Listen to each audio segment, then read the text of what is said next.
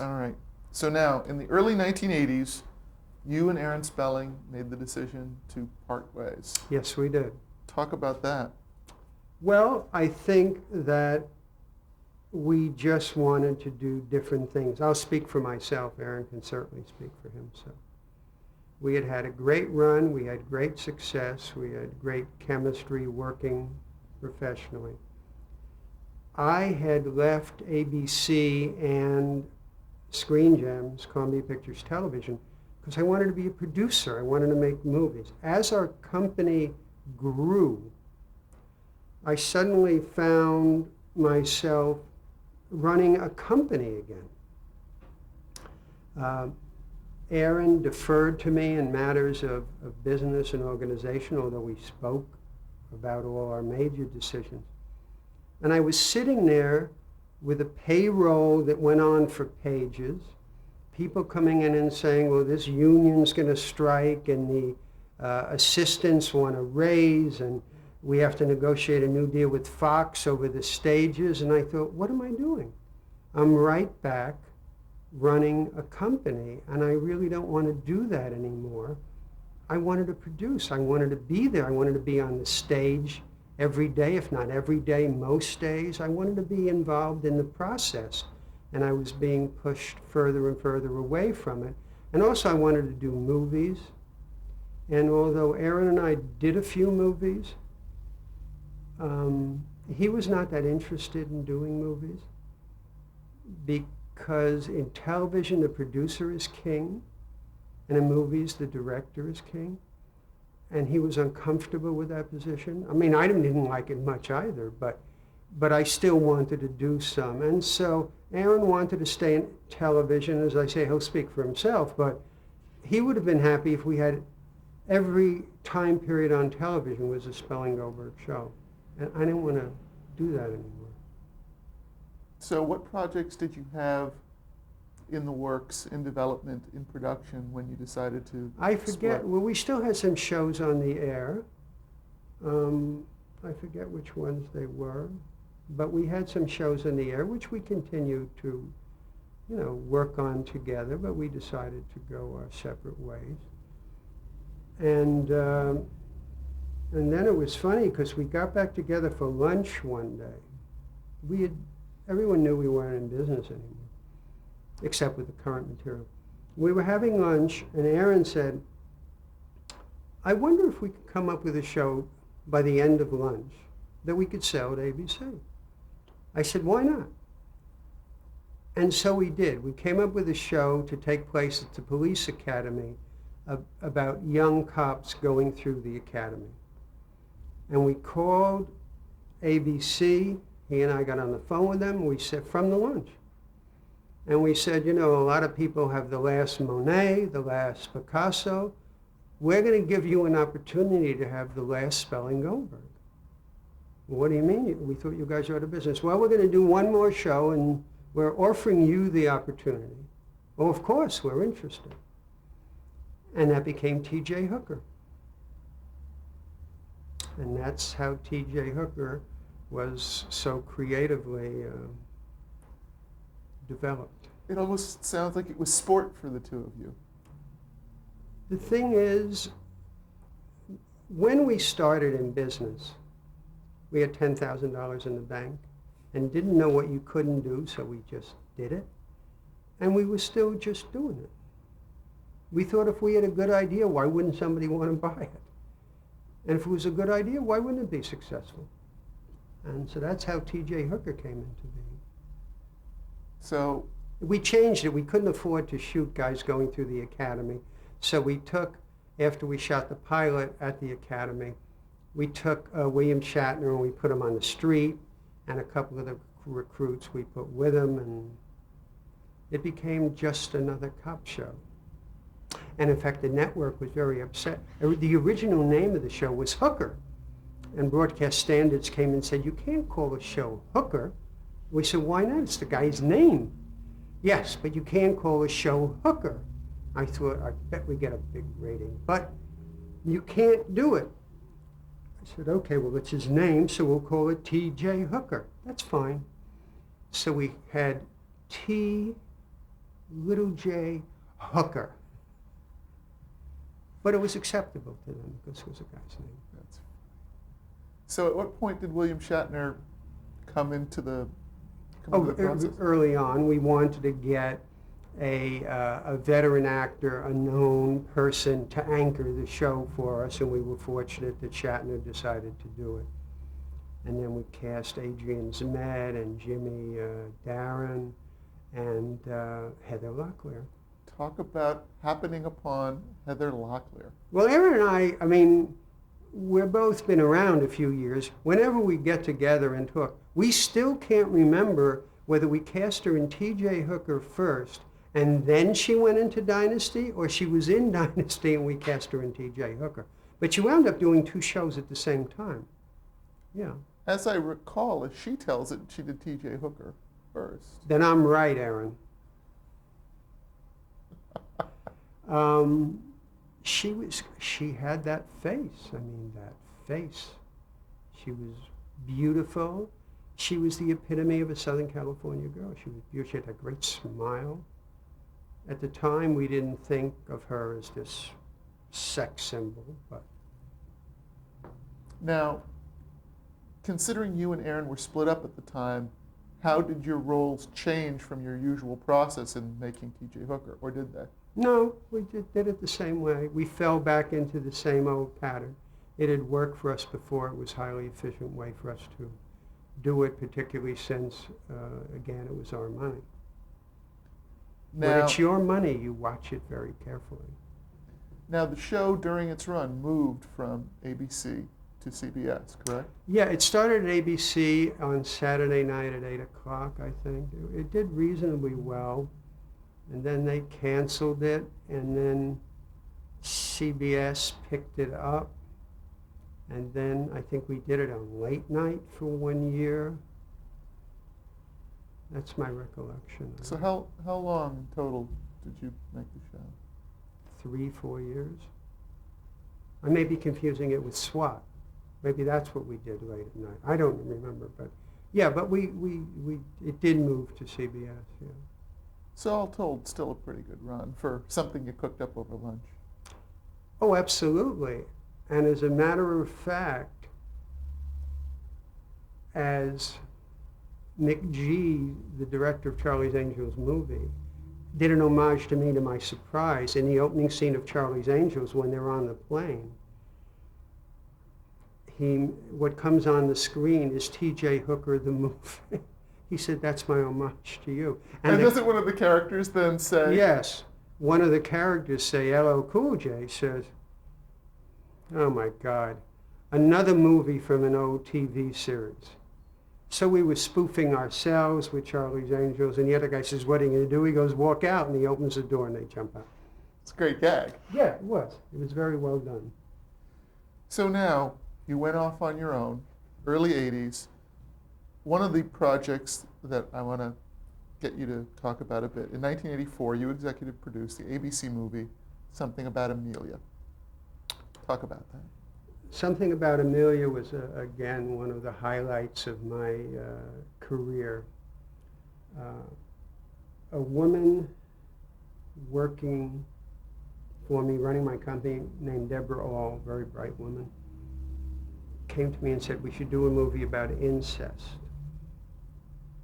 And I said, "Incest? That's some hillbilly in the Arkansas mountains, raping his niece." She said, "No, it isn't."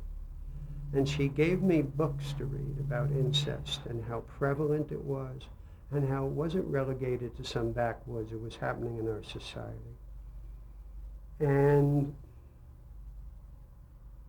I talked to ABC, to Brandon Stoddard, who was running the movies for television or the head of the network, about doing a movie about incest. It's never been done before. And there was great resistance to it. And I said, we want to shine a light on this problem. And Al Schneider, who's head of broadcast standards, who's an old friend of mine, said to me, you can never show the incest. You can never, I don't want to see you hold on the closed doors and hear noises. I said it'll be done very, very tastefully. And Deborah was able to get, I think, William Hanley, was it, to write the script. He was a very well thought of, classy television writer. I think it was Bill Hanley. I know he was a black Irishman, difficult to give notes to. But he wrote a wonderful screenplay. And the network liked it. Again, we had a long talk about what you could show and what you couldn't show. And we needed a director. And we looked at the student film of a woman named Randa Haynes. And we were very taken with her. We wanted to have a woman do it because we thought it needed a woman's touch. And although she had never really directed before, the network bravely approved her. And then we cast it. And the most important part was the father, the man who was going to commit the incest. And in order to bring home our point, we wanted to get someone who represented Jimmy Stewart, if he were alive, an American hero, everyman, a guy you liked, and Ted Danson was a giant star in Cheers, and everybody loved him.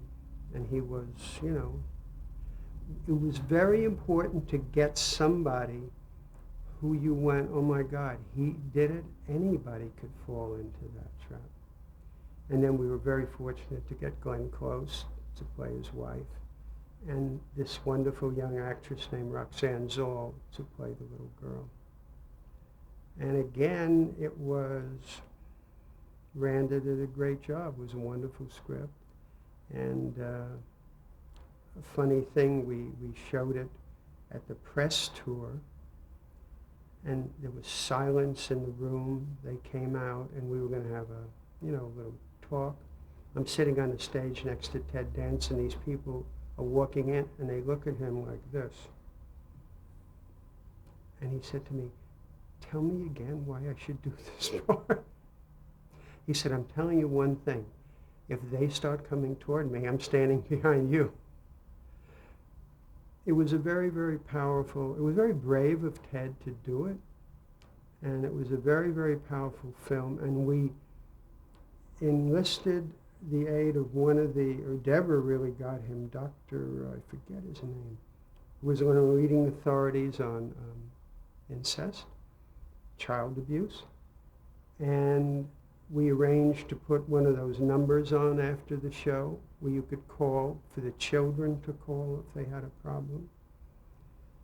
And the doctor said to me, they won't call tonight, don't be disappointed, they're at home, some of them being abused. Tomorrow, and sure enough, nobody called. I thought, well, this went over badly, we didn't do any good. He said, after school, on their way home when they're free, they'll drop their dimes. And so the next day, after 3 Eastern time, I called one of the numbers in suburban Connecticut, just suburban Connecticut. And they said they'd already had 7 calls, and in 3 cases, the child had already been removed from the home. And the same thing happened all over the country. Wow. And it got a number of the laws changed, making it easier for children to report child abuse. It was one of those movies I did along with Brian's song that was just, when we screened it, we had a premiere screening at the Directors Guild. And afterwards, crowd filing out. Suddenly you heard yelling. And a mother and a daughter, not a little girl, a girl in her 30s, yelling at her mother. You knew what he was doing to me all those years ago, and you never lifted a finger. In the middle of the staircase. And the people all, moving around them nervously. It was, wow. It was really profound.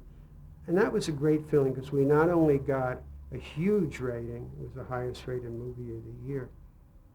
But, and we won the Emmy for it, for the best movie, show, dramatic show.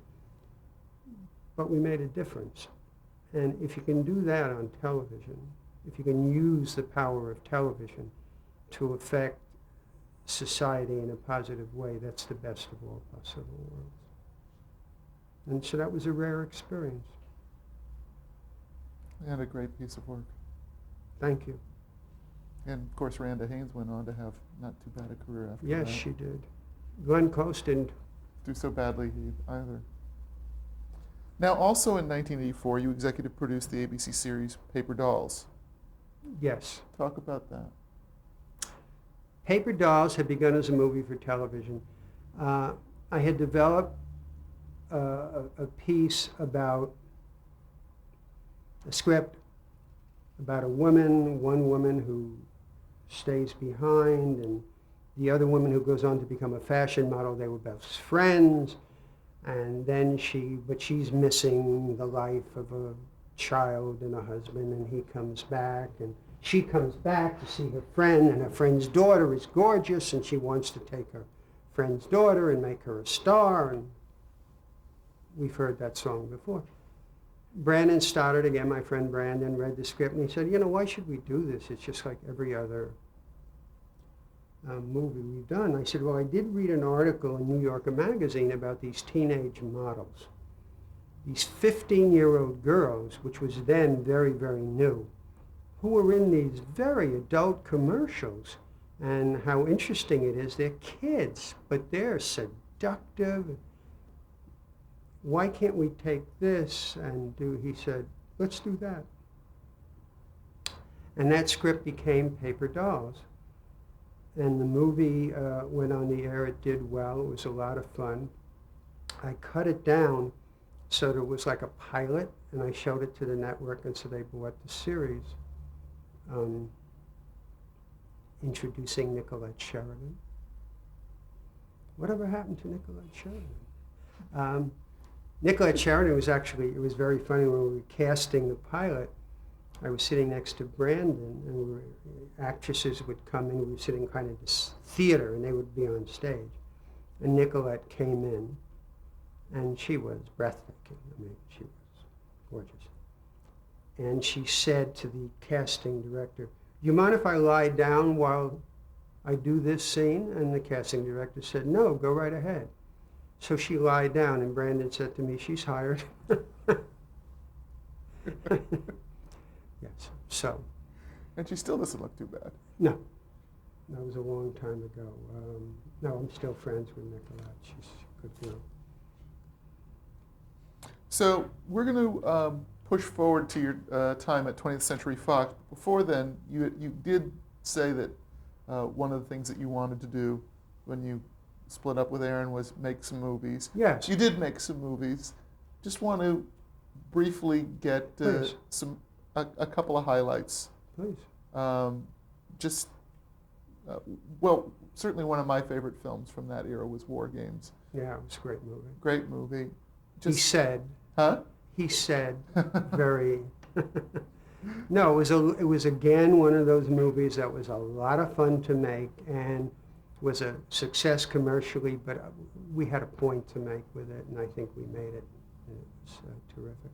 And really helped to establish a young actor named Matthew Broderick. Matthew Broderick, and interestingly enough, the script was written by Larry Lasker, a young man, and Walter Parks, who's now head of DreamWorks. They had come in and pitched an idea about a genius. It was called The Genius, about a kid who was 15 years old but who had gone to college because he was a genius and he was out of place, and one of those stories. And then the government hired him and, I don't know, made him pinball machine. We said, okay, that's an interesting idea. A year later, we hadn't gotten the script, and I said to Lisa Weinstein, who was running our motion picture division, where's the script? They don't have to chisel it into stone. They can just type it. And she said, well, I'm going to deliver it next week. I have to tell you, they couldn't make that work, so they wrote a different script. I said, I never heard of that before. What do you mean they couldn't make it work, so they wrote a different script? Well, it didn't work, so here it is. And she handed me War Games, and it was excellent. So you did exactly what you wanted to do. You produced some great projects, you know, Yes, a number of movies. But now in 1986, you were approached for a pretty big job at 20th Century Fox. Talk about that and how that came about.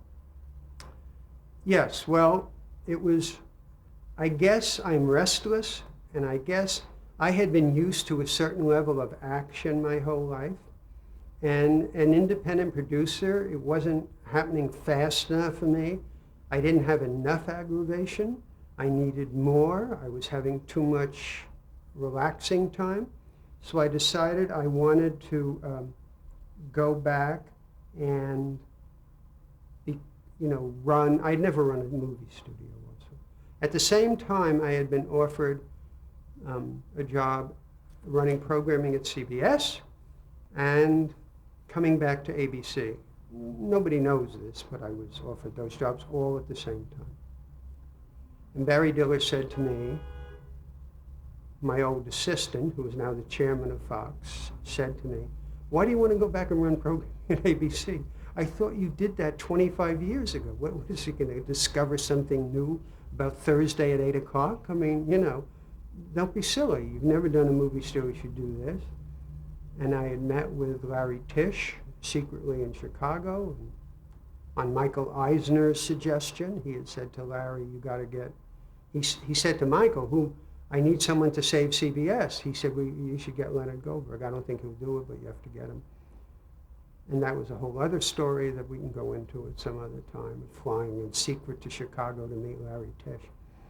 But I finally decided that I had never run a movie studio. That summer, I had read Memo from Selznick, the book, and how great it was to run a movie studio. And I thought, this could be fun, and I'd never done it. So I'll do it. So I came to run, and Barry had said to me he was going to start a network, and I said to him, you can't start a network. I mean, no one starts. And he said, I'm starting one, so I need you to run the movie studio and the television, because I'm going to be devoting most of my time to the network. And so I came to Fox. So what were your responsibilities then? I was president and chief operating officer of 20th Century Fox. I was responsible for the movie division and all that entails, the television production division, and all that entails, reporting to Barry.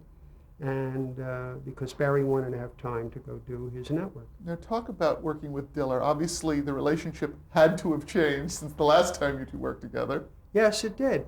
Everybody said to me, how can you go work for your ex-assistant? That didn't bother me at all. I mean, I never was hung up on who reported to who and what your power was. I just wanted, when it was a job, my wife Wendy said to me, okay, I'll assume this is like a sabbatical for a professor.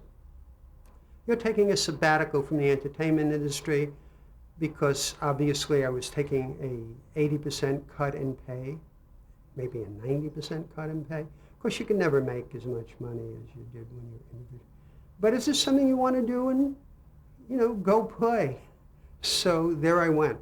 But it was, I guess, a little awkward, but not much, because Barry, we knew each other so well, and we respected each other very much, and so we had just switched chairs.